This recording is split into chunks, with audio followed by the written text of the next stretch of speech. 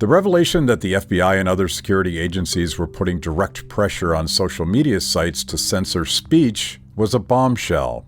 This wasn't just cowardly CEOs acting on their own.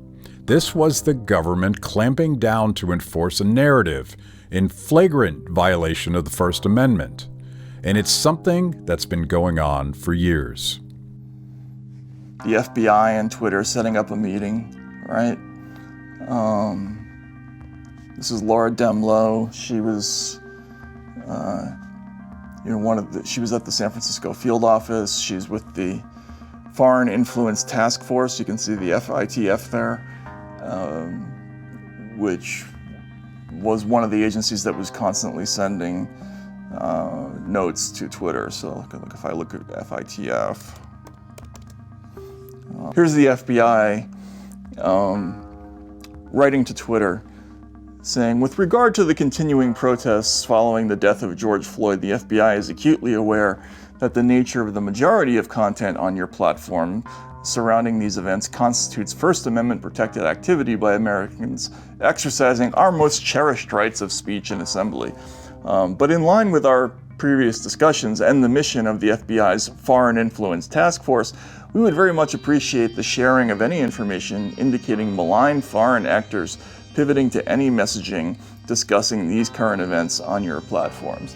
So they're basically saying, yeah, well, we know speech about the George Floyd stuff is constitutionally protected, but if you think any of it might be like Russian influenced or whatever, can you just let us know? So I think probably most people didn't know that the FBI was asking them to, sort of send backdoor messages to them if they had suspicions about your content, but that was an example. Unclassified for official use only, right? Yeah. So they're looking at an online group that gathers intelligence on, retired USCC senior level executives. So that's intelligence community, right?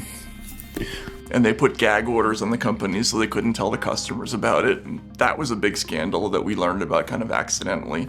But why wouldn't they also ask about content? We should have asked that question, right? Because they were asking about things like addresses and, who else these people were talking to, because ostensibly they were looking at terrorism and looking for leads there. But yeah, why wouldn't they also look at content? We should have asked that question. Yeah.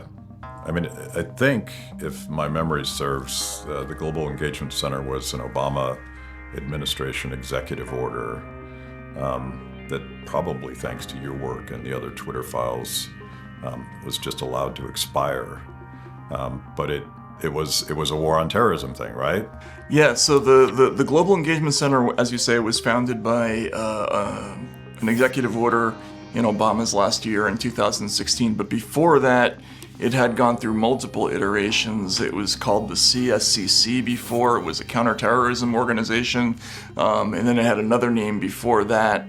But it was 100% outward facing prior to 2016. It was not even in English. Most of what the work they did was dealing with Arab language tweets, and occasionally they would go after, propaganda that was directed at Western kids in England or the suburbs of America trying to recruit people to ISIS. That's what they were worried about.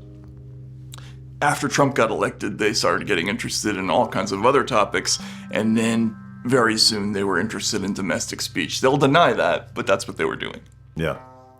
So one of the revelations of the Twitter files, and I don't know if this was you or one of the other journalists, discovered that Jay Bhattacharya, Stanford epidemiologist, and someone that had been a dissident, critical of both the Trump administration's response and later the Biden administration's response, he was blacklisted, like he was Shadowban. I can tell you that story. That was one of the first days of the Twitter files.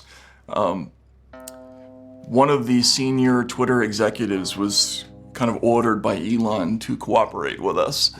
And Barry Weiss and I went up with this person to look at what they called a PV2 page, which is, it's sort of like when you're in Twitter and you want to see a quick summarized readout of what's going on with an individual customer. Well, they had a thing where you could see the name and then there would be a bunch of color-coded things on the page. Barry asked about Jay, and I remember the page coming up, and right in the middle there is a big box that says Trends Blacklist. And, you know, that was how we discovered that there was indeed shadow banning. What a Trends Blacklist meant was that this account could never trend on Twitter. Yeah. And it was one of hundreds of things that they could do to your account to de-amplify it. They call these things bots. Like when Trump was elected in 2020, he had 4 bots on his account, for instance, right? So it could be anything from a search ban, it could be a ban on people who follow you seeing your account. There's a million things they could do. But yes, Jay's Trends Blacklist was our initial proof that shadow banning existed. About the time of the Great Barrington Declaration, where Jay and several other prestigious epidemiologists basically said, lockdowns are the wrong way to go, we need to do focused protection instead. There's another FOIA'd email from Francis Collins to Tony Fauci and another guy at NIAID saying we need a devastating takedown of Jay Bhattacharya. And magically, and this is public health, right? This is NIH, NIAID. It's not Homeland Security. It's not DOD. It's not these other intelligence agencies. But somehow, suddenly, Jay is blacklisted on Twitter. Mm-hmm. Coincidence? Probably not. I mean, we'd have to check, but we know that the CDC was regularly in touch with all of these platforms. We know that the health bureaucracies were involved in content moderation in a pretty intimate way. Sometimes they did it through the White House. Sometimes they directly communicated with these groups.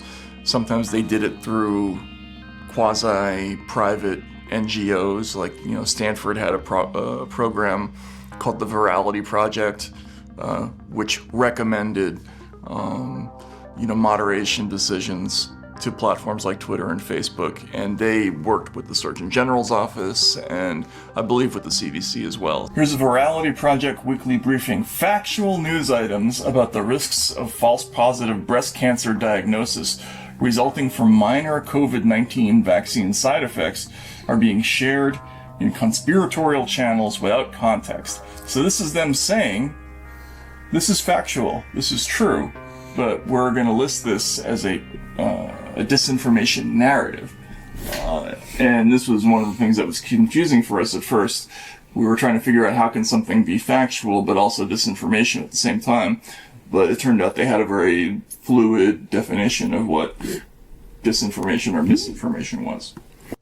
So here's Stanford's Virality Project, right?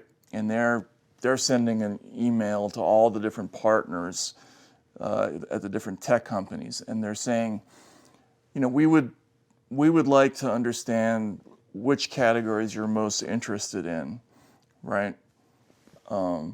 So they're saying here, standard vaccine misinformation on your platform, and it says the default is information that's clearly false, right? But they're also talking about things like known repeat offenders. And people, they're not weighing whether or not the stuff is true. They're talking about, is it the wrong person? So if it's the wrong person, then their posts are almost always reportable. Example, RFK posts, right? Then there's this, true content, which might promote vaccine hesitancy. And then they give a bunch of examples of things that might be true but problematic. So viral posts of individuals expressing vaccine hesitancy, stories of true vaccine side effects. This content is not clearly mis or disinformation, but it may be malinformation, exaggerated or misleading. Also included in this bucket are often true posts which could fuel hesitancy, such as individual countries banning certain vaccines. So they were clearly consciously contemplating this concept of true stuff that is nonetheless not what we want. This concept of malinformation is one of the most sinister distortions of language used to justify the silencing of people like Jay Bhattacharya and other COVID dissidents. Malinformation is admittedly true, but true in a way that doesn't point in the direction the administration wants you to look. It's an inversion of everything that true journalists like Taibbi stand for, suppressing the truth in favor of the party line.